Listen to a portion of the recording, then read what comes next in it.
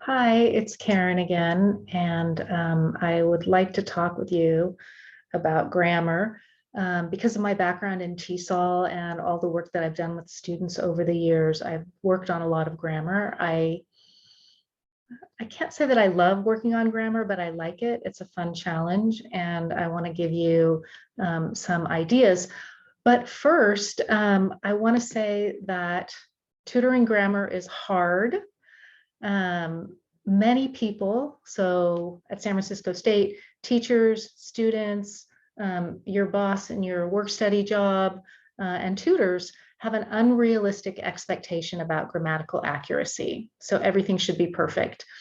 And some also have an entrenched belief that they're either conscious of or unconscious of that standard academic English, also called white English because of the privilege that growing up with it entails and the way that it's been used to oppress, is better, right? Is better at expressing ideas, is the only kind of language you can use in academia.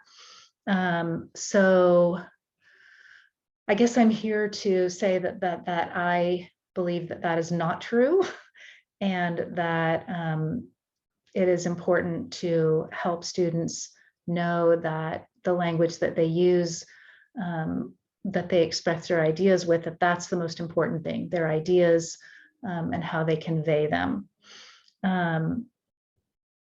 That said, there are students who would like to gain those tools, right? To use what I'm going to be calling accurate and inaccurate grammar, because I have to have a shortcut in some way to talk about it. So students who come in and want help with that, either because their instructors have that standard or because they feel like it's a tool that can help them get ahead, you're going to want to work with them on grammar. So I'm going to give you, first I'm going to start with like 4 tips, general tips, and then I'm going to walk you through something that I would do. So first, I would start out positive. So when a student comes in and says, I want help proofreading this, you could say something like, I'm excited to work with you on grammar. Here's what I can do, and here's what I can't do, right? Instead of, I can't work with you on grammar, or if I work with you on grammar, I'm not going to fix anything. Start with the positive, right? There are things we can do, but there are also things that we can't do. And that's important to say as well, because giving too much help, especially proofreading, is considered plagiarism on this campus. And you can open the website and look at that with your student.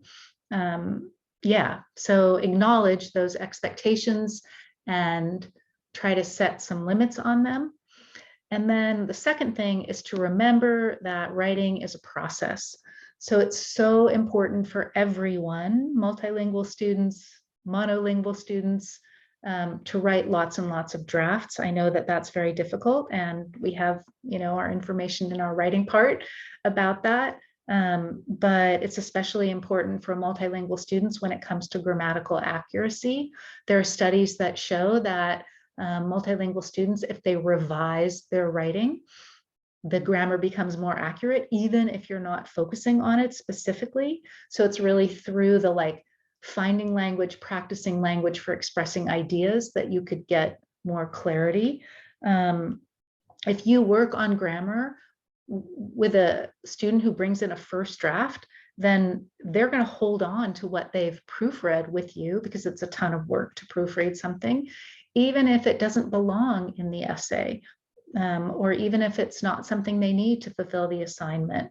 So wait until a later draft, if it's possible, a draft that a student has looked at the organization and fulfilling the assignment and all those other things, to work on grammar.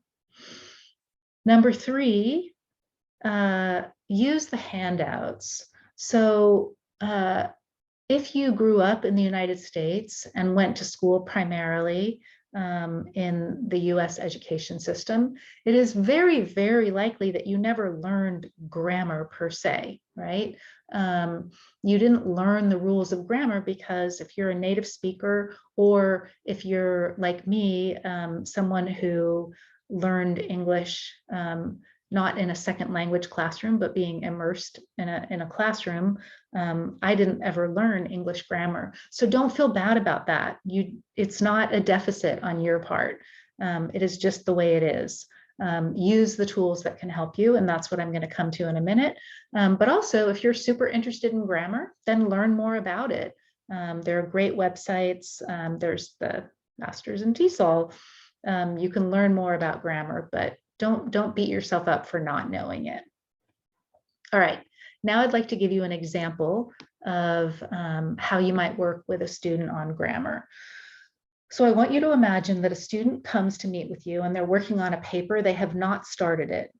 The assignment is that they have to interview 4 members of their community who are immigrants. And in the paper, they're meant to describe the country that they came from and what their situation was there, and then what their situation is now. And then they're meant to kind of lay out how they've changed, how their beliefs changed, their habits, their daily lives, their feelings, their relationships. And they're also meant to do some comparison and contrasting with the 4 people that they're interviewing, so some analysis of that. You can probably guess from the way I'm describing the assignment that they'll need to use present and past tense in this. So if the student, so you're you have the brainstorming session, the student comes back to you because they found it was super helpful, and you actually have a few sessions, right? And you work on those things that I was talking about before: fulfilling the assignment, organization. Let's say you see that there isn't enough analysis, the student adds some analysis. So then they come to you about 4 days before the assignment is due, and they say, I'm ready to work on grammar. And you say, yes, that's great.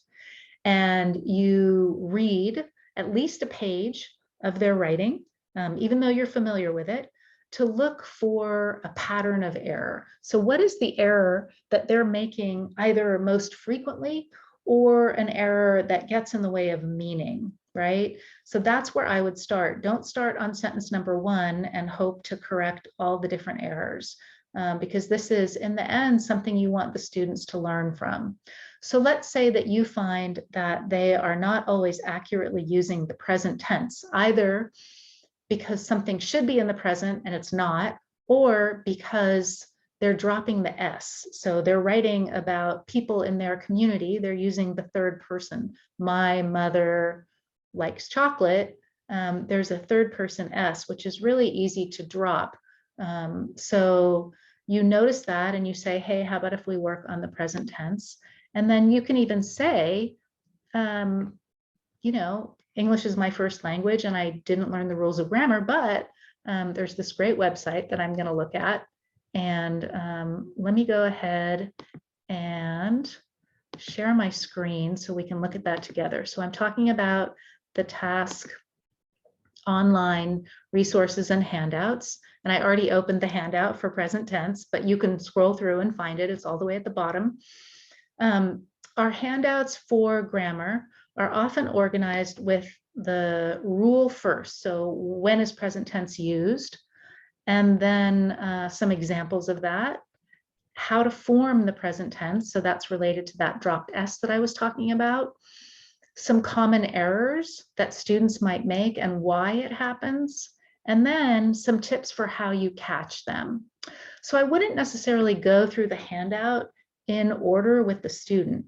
Instead, I would start, you know, maybe look at the handout very, very quickly together, but then start by looking for a sentence in the student's writing where they use present tense correctly in all ways. So it's used in the right, at the right time, and there is an S for third person singular. So let's use that example again. My mother loves chocolate. And then I would pull that out, put it on the whiteboard if you're in person, use the whiteboard on Zoom if you like to use the whiteboard, or open a Google Doc and write that sentence in there, and then talk with the student about why that's correct. So if that student learned the rules of grammar, they might be able to tell you why it's correct. If they didn't, then I would use this chart here and I would say, which of the reasons in the left-hand column is the reason that you're using the present tense correctly in this example. So that kind of gets the student to link these rules or reasons to what they're doing in their paper. I would also underline the subject, circle the subject and underline the verb. That's the system that I like to use. Circle the subject, underline the verb. So mother, my mother loves chocolate. If it's on the whiteboard. If it's on a Google Doc, I would use colors. And I would use one color for subjects and another color for the verbs. And I would highlight those two things, because those are the most important things: the subject, mother, and the verb, loves. Forget about chocolate. And then I would pull out an example of a place where the student has used present tense incorrectly. So let's say, let's stick with the mother, and it says, my mother had brown hair, had, H-A-D, but the mother still has brown hair, right?